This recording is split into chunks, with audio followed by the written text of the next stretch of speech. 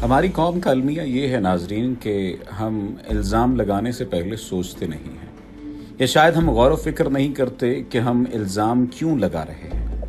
ये इल्ज़ाम किसी भी तरह का हो सकता है। सहाफ़ी एजाज़ सैयद ने मौलाना तारिक जमील की वीडियो से हाथ मिलाते हुए जब वीडियो शेयर की तो उन्हें तनकीद का निशाना बनाया, तो सहाफ़ी अंसार अब्बासी ने वीडियो की ऐसी हकीकत बताई कि मौलाना तारिक जमील साहब के मुख्तलिफ कई लोग खुश हो गए कि वाक़तन ऐसा ही था और हकीकत सामने आ जानी चाहिए थी। एजाज सैयद साहब ने सबसे पहले तो जो बात लिखी उस पर हम नोट करते हैं, उस पर बात करते हैं। उन्होंने कहा कि मुझे मौलवी तारिक जमील के इस लड़की से हाथ मिलाने पर कोई एतराज़ नहीं। एतराज़ सिर्फ इस बात पर है कि ये मौलवी जो तबलीग करता है काम उससे बिल्कुल उलट करता है। लोगों को ऐसे किरदारों की असलियत जानना चाहिए और उनकी पैरवी से गुरेज करना चाहिए। अफसोस होता है कि एजाज सैयद जैसे सहाफ़ी ऐसे बोगस से काम ले गए। मेरा दर हकीकत मकसद एजाज सैयद को बुरा भला कहना नहीं है, ना ही तारिक जमील साहब की शान में कोई ऐसे कलमात अदा करना है जिससे ये लगे कि तारिक जमील साहब गलतियों से मुबर्रा आदमी हैं। बिल्कुल भी नहीं, बल्कि मैं तो सिर्फ एक बात ये कहना चाह रहा हूँ कि हमें कोई भी ऐसी चीज़ शेयर करते हुए सोच लेना चाहिए जो कि हकीकत या हकीकत से करीब तरीन भी ना हो। अंसार अब्बासी ने वीडियो की हकीकत बताते हुए कहा कि एजाज सैयद साहब, मुझे बताया गया है कि मौलाना जिनसे हाथ मिला रहे हैं वो एक ख्वाजा सरा हैं जो माजी को छोड़कर अब माशाअल्लाह तबलीगी जमात के साथ वाबस्ता हैं। मुझे उम्मीद है आप तहकीक करके मालूम करके ट्वीट करेंगे कि दुरुस्त बात क्या है। जबकि दूसरी जानिब एक खबर के मुताबिक मारूफ आलिम दीन इंजीनियर मोहम्मद अली मिर्जा ने कहा है कि बंद कमरे में वज़ीर आज़म और मौलाना तारिक जमील की मुलाकात के दौरान ली गई तस्वीर लीक नहीं होनी चाहिए थी। ये तस्वीर देखकर बहुत गुस्सा आया। उनका कहना था कि मैंने जब ये तस्वीर देखी तो बहुत गुस्सा आया। मैंने मौलाना तारिक जमील साहब को फ़ोन किया और पूछा कि वज़ीर आज़म से आपकी जो मुलाकात हुई है इसकी तस्वीर आपने देखी हैं? उन्होंने कहा हाँ देखी हैं। मौलाना तारिक जमील इतने शरीफ इंसान हैं कि तस्वीर देखने के बावजूद उनका इस तरफ ध्यान ही नहीं किया। मैंने कहा ये वज़ीर आज़म ने आपके साथ क्या किया है, आप हाथ आगे बढ़ा रहे हैं? वज़ीर आज़म ने हाथ सीने पर रखा हुआ है। तारिक जमील ने जवाब दिया कि वज़ीर आज़म ने बताया कि डॉक्टर्स ने मना किया हुआ है। अगर ये बंद कमरे में वाक़ हुआ था तो इसको पब्लिक में बताने की क्या ज़रूरत थी? मैंने बहुत सख्त लफ्ज़ बोले। मैंने कहा कि अब जो उन्होंने किया वो क्या आइंदा जब हुक्मरानों के पास जाएं तो एहतियात करें कि वो आपका गलत इस्तेमाल न करें। मौलाना ने कहा कि मैं एहतियात करूँगा। अब मौलाना तारिक जमील के रवैये की अगर बात की जाए तो रवैयों पर बात करने वाले बहुत सारे लोग हैं और वो भी लोग हैं जिनके बारे में कहा जाता है कि उनका अपना दामन दागदार है। हम किसी के दामन को दागदार करने की बात नहीं कर रहे। हम यहाँ पर सवाल ये पैदा कर रहे हैं और सवाल ये उठा रहे हैं कि मौलाना तारिक जमील के खिलाफ भी ऐसी बात क्यों हो रही है, उसकी वजह क्या है? उसकी बहुत सारी वजूहात में से एक बहुत बड़ी वजह तो ये है कि वो इस्लाम फैलाने की बात करते हैं। मौजूदा दौर में इस्लाम को फैलाने में और बहुत से दिलों को फेरने में उनका बहुत बड़ा किरदार है। मीडिया को उन्होंने झूठा कहा तो पूरा मीडिया और मीडिया के चंद हवारी उनके पीछे लट लेकर पड़ गए। मीडिया झूठा है, इसमें बहुत ज़्यादा झूठ बोला जाता है। मौलाना तारिक जमील के मुंह से चंद अल्फाज थे कि मीडिया को ऊपर नीचे आग लग गई। फिर झूठ में मजीद झूठ का इजाफा करके बात को स्याको सबाक से हटाकर एक शख्स को मंसूर बना दिया गया।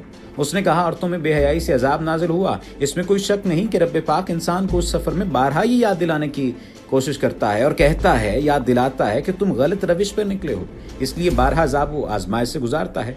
और शायद मौलाना ये बात इस ज़िमन में कह गए कि शैतान का सॉफ्ट टारगेट अमूमन औरत ही होती है। फिर मौलाना ने मर्दों के बारे में भी कहा कि कौन है जो औरतों से गलत काम करवाते हैं। मौलाना साहब ने 3 गलतियां की हैं। अव्वल, उन्होंने मीडिया के सामने उनको नंगा कर दिया। हालांकि यही हामिद मीर अपने एक आर्टिकल में लिखते हैं कि मैं टेलीविजन पर 25% सच बोलता हूँ, कॉलम में 50%, तो झूठ 25% हो या 75% झूठ है। और जिस इंडस्ट्री में ऐसे लोग पाए जाएं जो कि 25% सच बोलने पर यकीन रखते हों या 50% सच बोलने पर यकीन रखते हों, तो उनके बारे में क्या कहा जा सकता है? मीडिया में रमज़ान को टिकटॉक स्टार और लियाकत हुसैन जैसे लोग इस्लामी शख्सियात के ज़ुमरे में आने लग जाएं तो वो खुद को झूठा कहने पर तिलमिला उठें तो समझें आपने उनकी दुखती रग पर हाथ रखा है। दूसरी गलती मौलाना साहब ने इमरान खान को सच्चा कहकर की जो सच्चों को हजम नहीं होती, इसलिए वो बुग़्ज़े इमरान में मुब्तलीन के अताब का शिकार हो गए। तीसरी गलती मौलाना साहब ने देसी लिबरल को औरत फिसलाओ मूवमेंट फ्राहम की। पाकिस्तान में एक तबका औरत के हुकूक की आड़ में हमेशा जाल बिछाकर जिस्म तक रसाई की कोशिश करता है और बारहा कामयाब होता है, और इनका बेहतरीन टॉपिक भी औरतों का हुकूक है। लिबरल लोग मौलवियों को जाहिल, अक्ल से बेबहरा और जज्बाती गिरदानते हैं, खुद को लिबरल जो कहने को सब कुछ सहते हैं और इज़हार राय की आज़ादी का कायल हैं, लेकिन जितनी चीख, जितनी जज्बाती और जितना वावेला ये तबका बचाता है, माज़अल्लाह, जिस सिल्लत पे आप दूसरों को तंग नज़र शुमार करते हैं, उसी पे खुद क्यों तंग नज़री का शिकार होते हैं? क्यों आज़ादी इज़हार राय को भूल जाते हैं? मौलवियों से हज़ारों इख्तलाफात हो सकते हैं, लेकिन तमाम इल्मी और तामीरी इल्म हमें ये कभी इजाज़त नहीं देता कि हम तनकीद, सच और झूठ को छोड़कर ख्वाहिशात और नज़रियात की पैरवी करें। एक तबके को दरअसल मौलाना की शोहरत हज़म नहीं हो रही, हालांकि वो जानते हैं कि इज़्ज़त व ज़िल्लत अल्लाह के हाथ में है। खैर, अगर वाकई वो जानते होते तो शायद ये बात नहीं करते। ये बात याद रखनी चाहिए कि अल्लाह के हुजूर जवाबदेह होना है सबको। मैं भी जवाबदेह हूँ, आप भी जवाबदेह हैं, सबको जवाबदेह होना है। मैं जो सच कहूँ तो बुरा लगे, मैं दलील दूँ तो जलील हूँ, ये समाज जोहल की जद में है, यहाँ बात करना हराम है।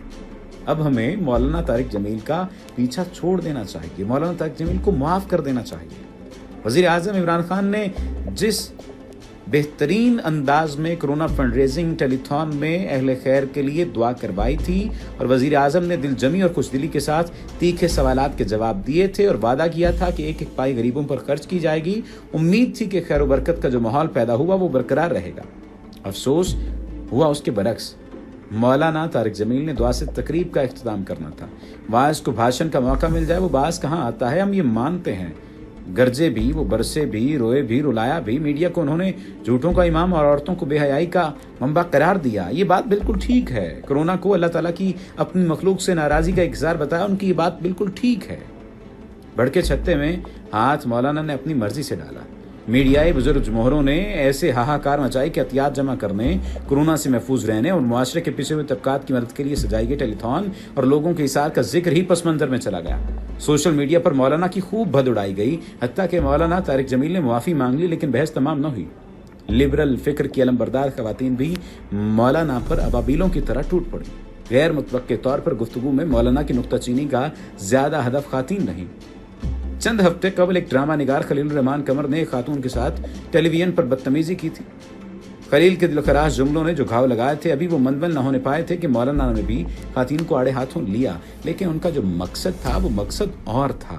आप तारीफ और तनकीद में फ़र्क रवा रखें, आप तनकीद, सच और झूठ में फ़र्क रवा रखें और जानने की कोशिश किया करें कि आप दरअसल किस मामले को किस तरह से जोड़ रहे हैं। अभी हाल ही में ख्वाजा सराओं के मामले की जो वीडियो सामने आई है, ये पुरानी वीडियो है और ये बहुत पुरानी वीडियो है। ख्वाजा सरा महक ने तमाम ऐसे काम छोड़ने के बाद इस्लाम की राह पर चलने की बात की थी, तौबा की थी और मौलाना से मुलाकात की थी। उसकी साथी ने मौलाना से मुलाकात करवाई थी। अब अगर मौलाना ने मुलाकात कर ली है और उनसे हाथ भी मिला लिया है तो इस पर इतनी हाहाकार मचाई गई, इतना वावेला मचाया गया, इतनी तंग नजरी का निशाना बनाया गया और साथ ही साथ तनकीद का निशाना बनाते हुए मुख्तलिफ लोगों ने यहाँ तक कह दिया कि मौलाना साहब अपने जज्बात पर काबू नहीं रख सकते। हमें गौर व फिक्र करना होगा, हमें सोचना होगा कि हम किस नहज की जानिब जा रहे हैं। वो लोग जो मुआशरे की तरक्की और तरवीज के लिए काम करते हैं, वो लोग जो मुआशरे की बेहतरी और फलाह बहबूद के लिए काम करते हैं, उन लोगों पर इस तरह से तनकीद बनती नहीं है। और अगर आप लोग ये ठान ही चुके हैं कि यही तनकीद की जाएगी, इसी तरह से तनकीद की जाएगी और तनकीद को बढ़ावा दिया जाता रहेगा, तनकीद बराए तनकीद का सिलसिला जारी रहेगा, तो शायद हम उस तरह से तरक्की ना कर पाएँ, शायद हम उस तरह से फल फूल ना सकें, शायद हम उस तरह से बढ़ चढ़ कर मुआशरे में अपनी जो कारगुजारी कर सकते हैं या खैर के लिए काम कर सकते हैं वो ना कर सकें।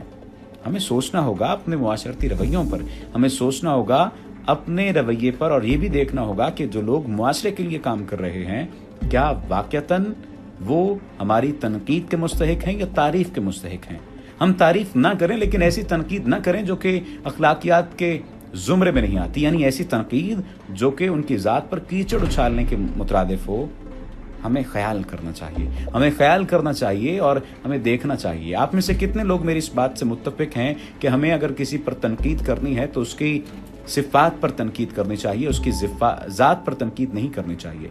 हमें उसके अखलाकी पहलुओं पर तनकीद करनी चाहिए और उसको तनकीद को इस अंदाज से पेश करना चाहिए कि वो ज़ाती हमला न लगे। हमें सोचना होगा, हमें गौर व फिक्र करना होगा और किसी पर भी इल्ज़ाम लगाने से पहले हमें सोचना होगा कि हम कर क्या रहे हैं। अल्लाह हमारी गलतियों को माफ़ करे, हमें माफ़ करे और अपनी अमान में ले ले, हमारी ज़ुबानों को अपनी राह पर اپنے تعریف و توصیف کے کلمات میں بولنے کے لیے استعمال کروائے۔ اللہ تعالیٰ سے دعا ہے کہ وہ میرے اور آپ تمام لوگوں کے حق میں بہتر کرے۔ وما علینا الا البلاغ المبین۔